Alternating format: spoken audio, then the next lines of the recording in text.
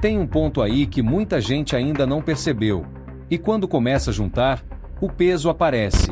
Porque enquanto o Corinthians tenta se organizar dentro de campo, fora dele, algumas contas não fecharam como deveriam.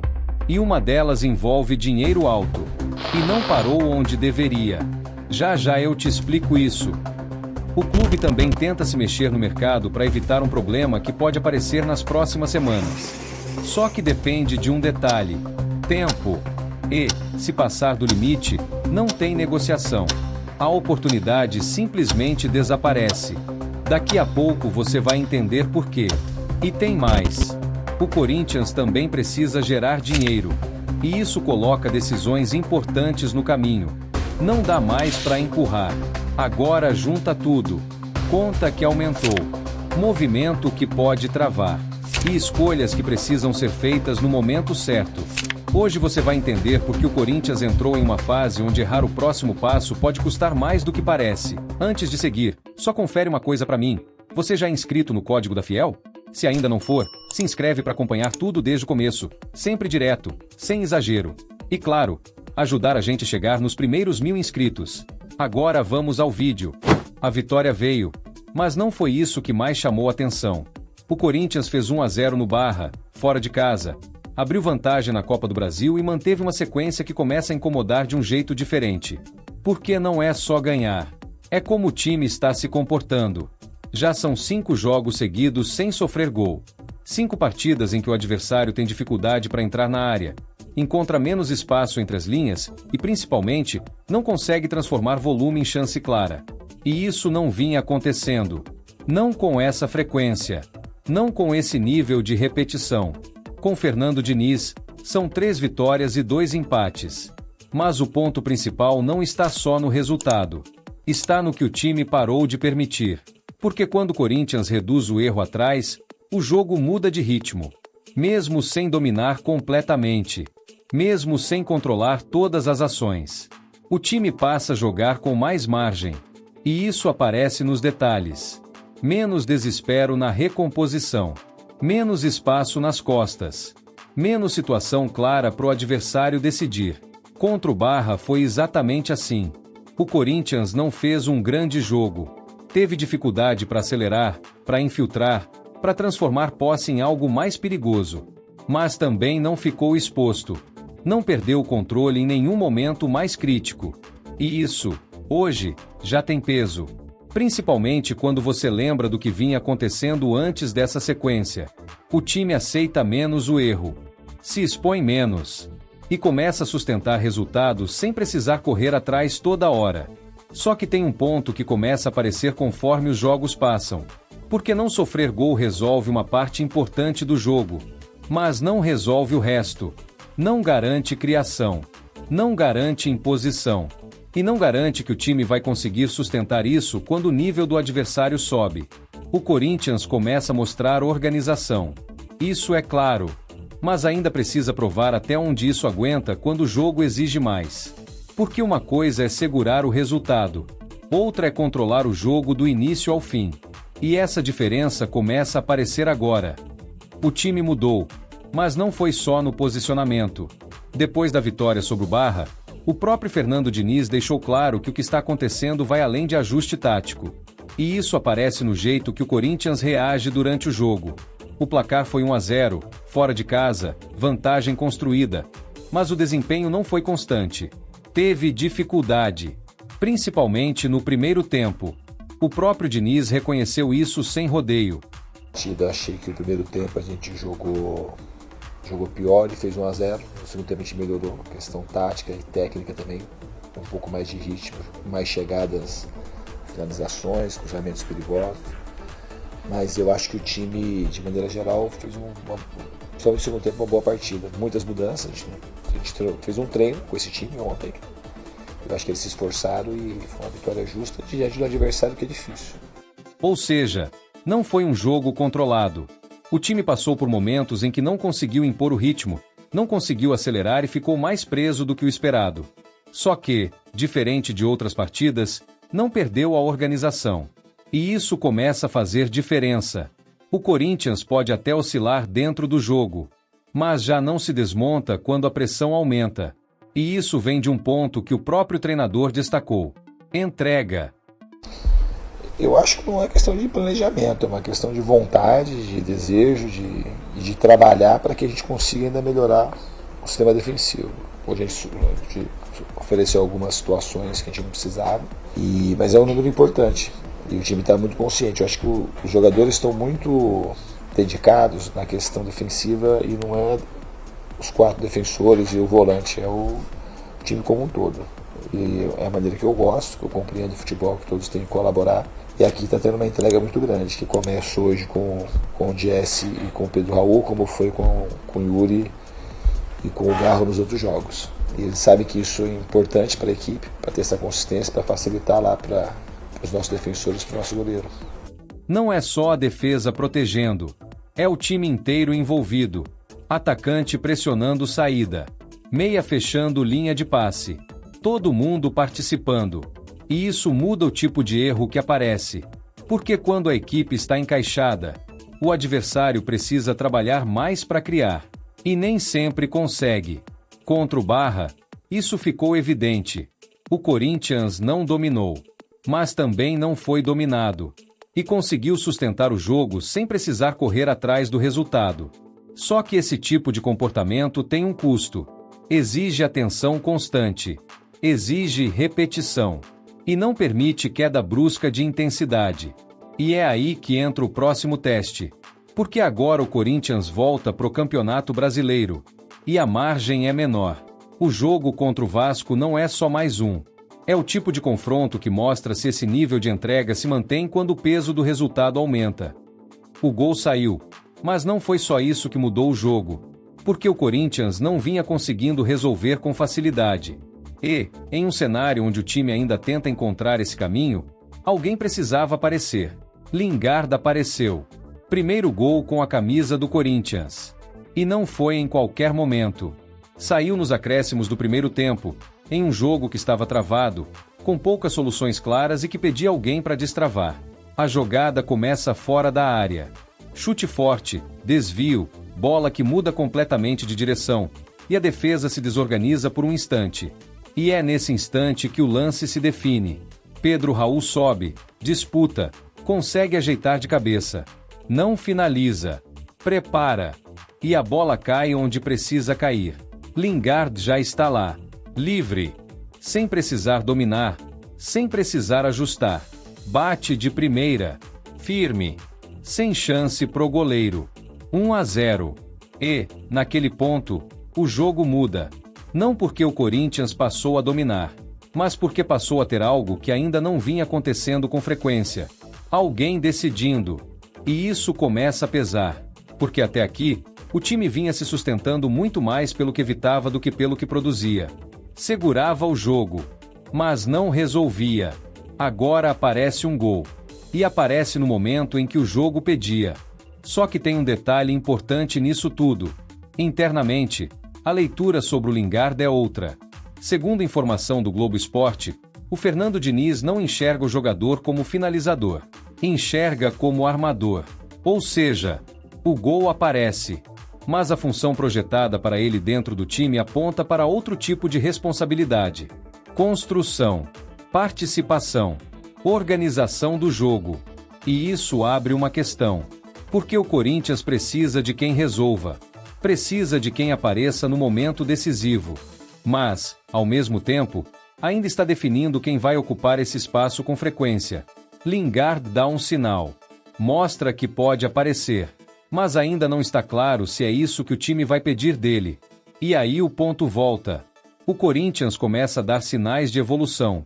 Mas ainda está tentando entender de onde vai sair aquilo que realmente decide jogo. A situação do Memphis começa a ganhar um novo rumo. E agora com uma definição importante. Segundo o jornalista André Hernan, o Corinthians já iniciou conversas para renovar o contrato do jogador. E o ponto principal dessa história não é a proposta. É a posição dos dois lados. O clube quer a permanência. E o Memphis também. Houve já uma primeira conversa entre a diretoria do Corinthians e o staff. Não foi uma negativa, explicou o jornalista. Ou seja, a negociação não começou com resistência. Começou com ajuste. A resposta do staff serviu para o Corinthians entender o que precisa ser melhorado para avançar no acordo. E isso muda o cenário. Porque a dúvida que existia antes, se o jogador ficaria ou não, começa a perder força. Agora, o que existe é uma negociação em andamento. E com o interesse dos dois lados.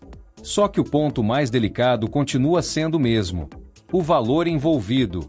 A dívida com Memphis ultrapassa os 42 milhões de reais. E isso pesa. Não é uma renovação simples. É uma negociação que envolve passado e futuro ao mesmo tempo. Nos bastidores, o Corinthians já se movimenta para viabilizar esse acordo. A ideia é dividir esse custo. Parte pode ser bancada pela patrocinadora do Corinthians, a Esportes da Sorte, e outra parte com parceiros comerciais, usando a imagem do jogador como ativo de marketing. Mas isso ainda não resolve tudo. Outros pontos seguem em discussão. Premiações, bônus, formato do contrato.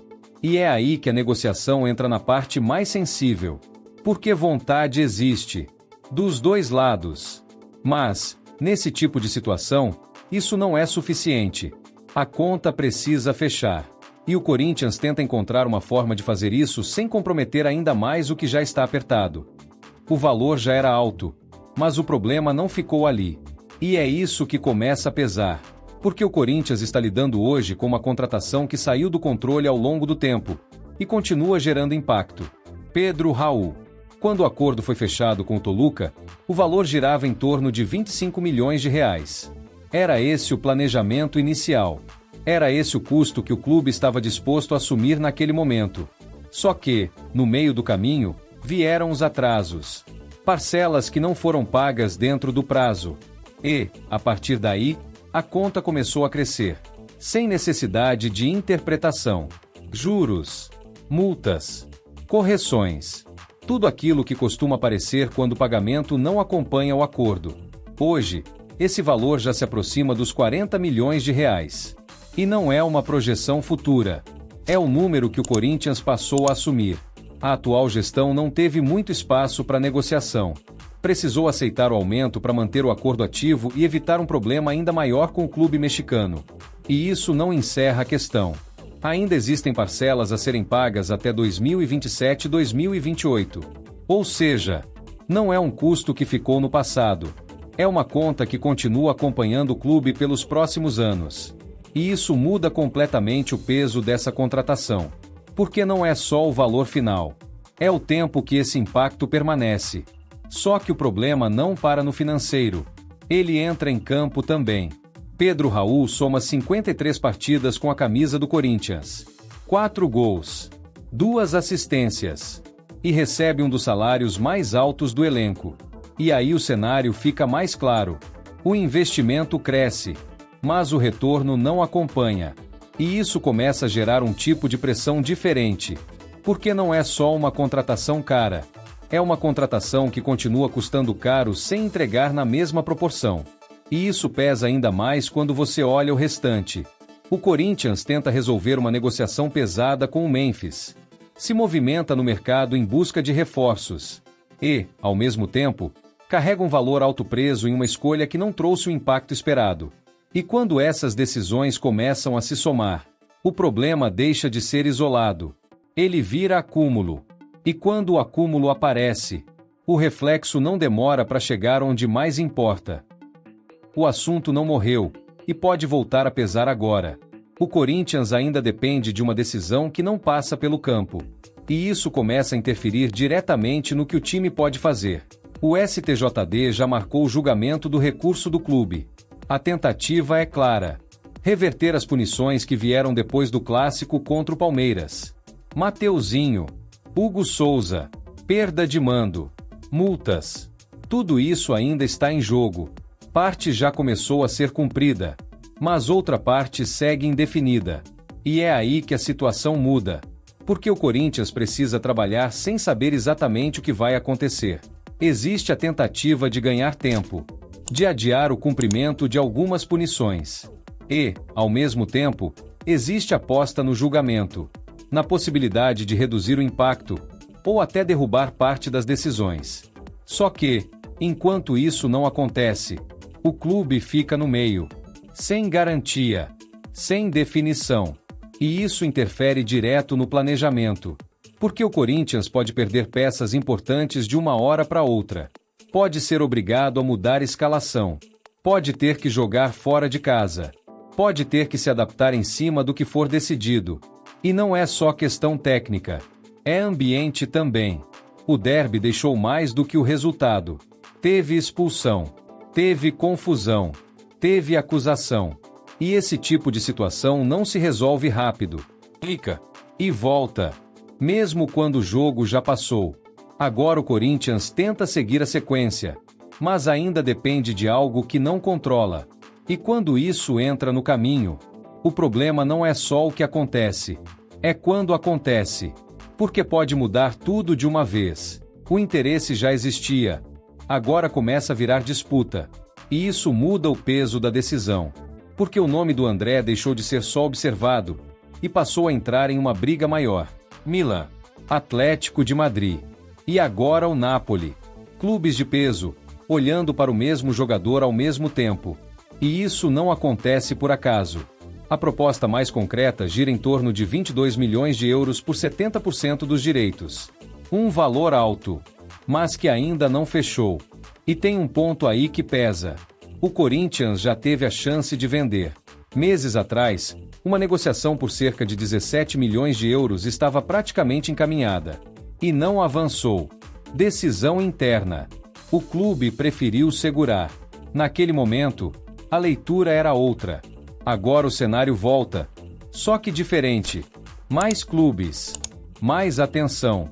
Mais pressão. E um valor que já começa a subir. Do lado do jogador, não tem resistência. André quer dar o próximo passo. Quer ir para a Europa. E, se for preciso, aceita abrir mão de parte do que teria direito para facilitar a negociação. Mas não vai forçar saída. Ou seja, a decisão fica inteira nas mãos do Corinthians. E é aí que o peso aparece de verdade. Porque o clube precisa vender. Existe meta financeira. Existe necessidade de fazer caixa. E nomes como o do André entram no topo dessa lista. Só que não é uma escolha simples. Vender resolve um lado, mas mexe diretamente no outro. Porque não é só perder um jogador. É tirar uma peça de um time que ainda está tentando se ajustar. E isso muda o equilíbrio. Principalmente em um momento onde o Corinthians ainda busca estabilidade dentro de campo. Então a decisão não é só financeira. Ela interfere no que o time pode ser daqui para frente. E quando isso acontece, o risco não está só em vender. Está em quando vender. O nome continua ali, mas o tempo começa a apertar. E isso muda tudo. O Corinthians segue olhando para o mercado em busca de um centroavante. Arthur Cabral voltou à pauta. Não é algo novo. O clube já tentou antes. Na última janela, buscou informações, abriu conversa, mas não conseguiu avançar. O motivo foi direto. Questão financeira. O Botafogo não quis facilitar. E a negociação travou. Agora o cenário reaparece. Só que em outro momento. Internamente, o nome continua forte. Marcelo Paz acompanha de perto e mantém essa possibilidade viva nos bastidores.